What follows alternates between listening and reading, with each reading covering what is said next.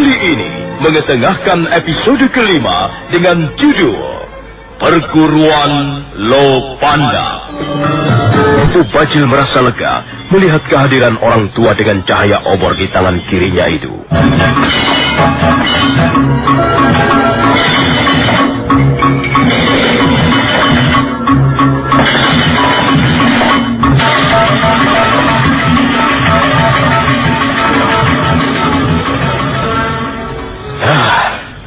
Banyak benar tamuku malam ini. Kalau tidak salah ada kira-kira 20 orang semuanya. Kaukah yang bernama Empu Hanggareksa? Iya, benar. Bagus. Tapi perhitunganmu kurang tepat. Kami semua berjumlah 40 orang, Hanggareksa. Kau tentu tidak melihat teman-teman kami yang mengepung rumahmu ini 4 jurusan. Oh, jadi kalian telah mengepung rumahku. Kalau begitu, sudah dapat dipastikan bahwa kalian datang bukan dengan maksud-maksud yang baik. Soal itu bisa kita lihat nanti, Hanggareksa. Satu hal yang perlu kau ketahui, bahwa sekalipun malam ini kau banyak menerima tamu, itu bukan berarti kau orang penting. Aku pun sekarang sudah menarik kembali anggapanku yang ternyata keliru. Rupanya aku bukan kedatangan para tamu yang terhormat, yang pantas mendapat sambutan hangat. Rupanya kalian ini cuma sekelompok orang yang senang berkuda malam hari, sambil merampas harta benda orang lain. Hanggareksa, kami datang atas nama pemerintah Kediri. Oh, jadi kalian datang membawa amanat dari pemerintah Kediri. Ya, kalau memang benar, mestinya kalian bisa datang besok pagi. Kalau bisa mengutarakan apa maksud kedatangan kalian secara baik, dan kalian pasti akan mendapat sambutan yang pantas, sebagaimana layaknya seorang aparat kerajaan. Hanggareksa, sekarang adalah zaman Kediri, zaman Singasari, zaman di mana kau bisa amukti wibawa bersama Kertanegara sudah berlalu.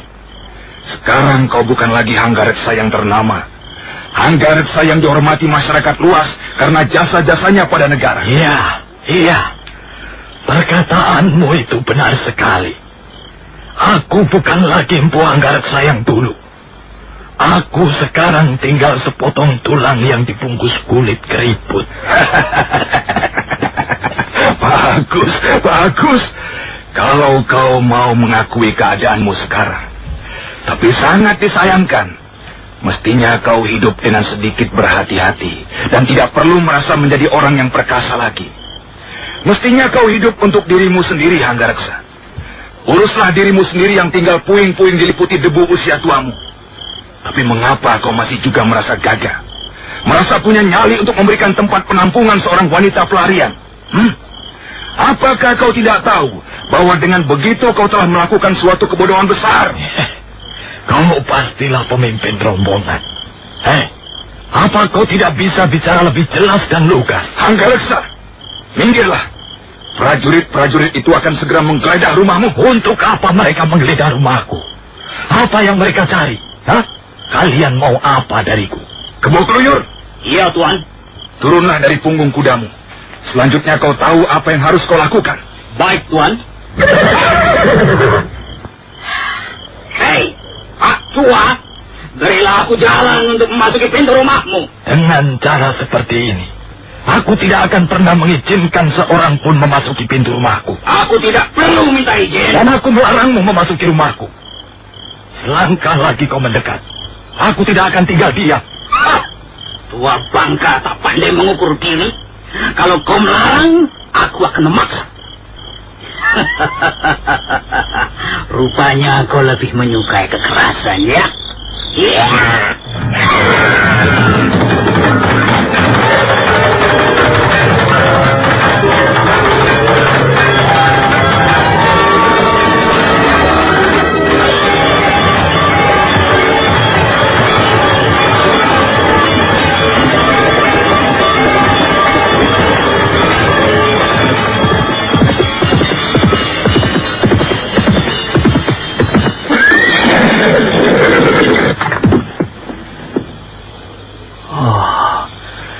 Ayahanda tidak bisa memahami apa yang kurasakan. Mungkinkah aku menjadi seorang suami yang baik atas diri wanita yang tidak mencintaiku? Aku hanya menjadi suami di atas upacara, bukan suami yang sesungguhnya. Karena perkawinanku dengan Meisin tidak berdasarkan ketulusan sebuah cinta. Aku sudah berusaha bersikap wajar, tapi sampai kapan aku bisa menipu diri sendiri?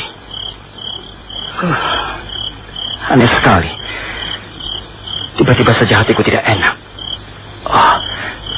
Jangan-jangan Meisin tersinggung, lalu berbuat nekat lagi.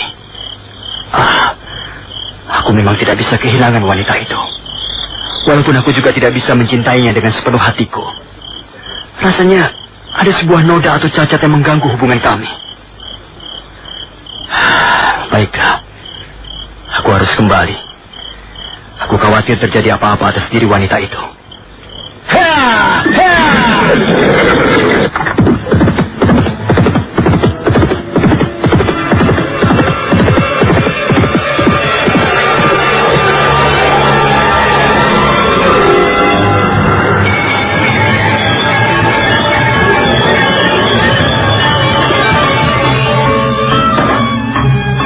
Setelah mempalikan kudanya, laki-laki tegap perkasa itu, yang tak lain adalah Arya Kamandanu, segera mengaburkan binatang itu kembali ke Kurawan.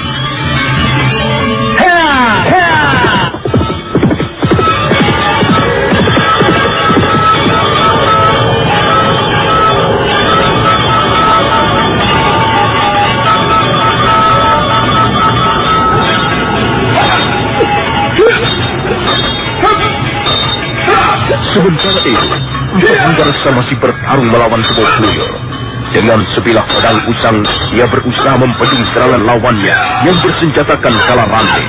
Suasana halaman menjadi gaduh.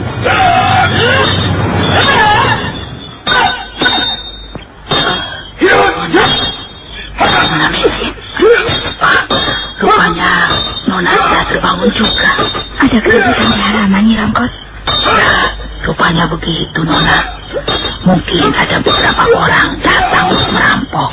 Tadi ku dengar mereka mengaku prajurit-prajurit dari Kediri, Nyi. Dan sepertinya aku mengenal suara orang yang menjadi pimpinan rombongan. Sudahlah, Nona. Lebih baik Nona pindah saja ke kamar belakang.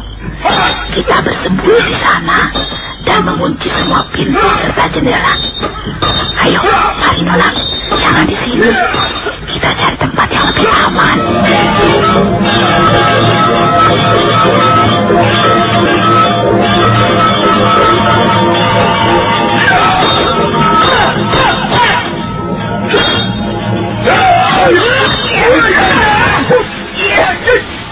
Minggirlah Kebo Buyur.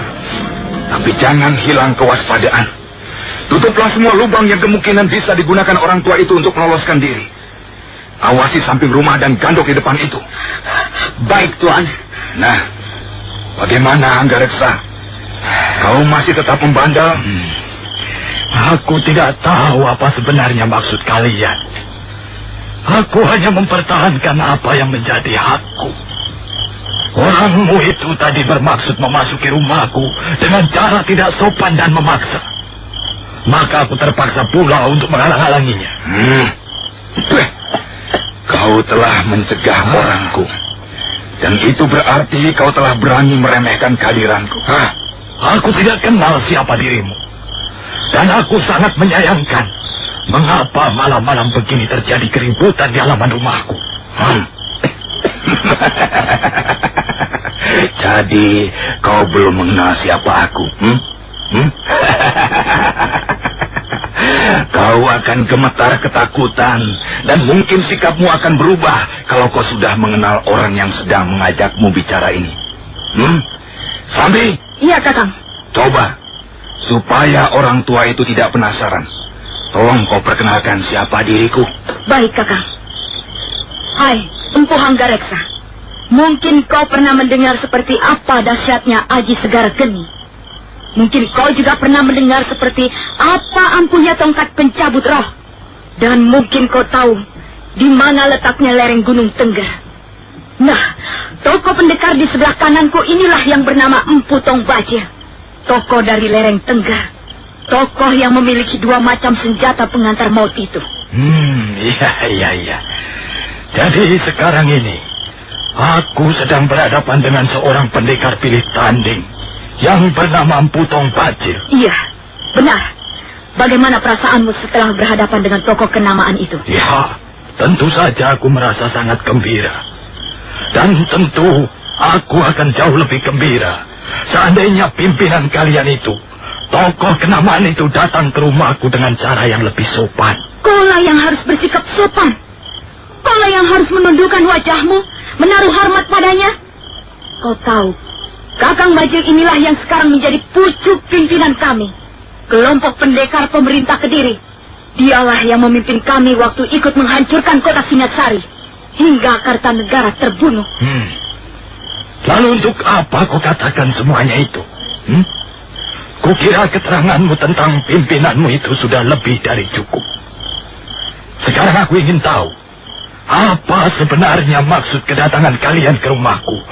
Biarlah aku yang menjawab, Sambi.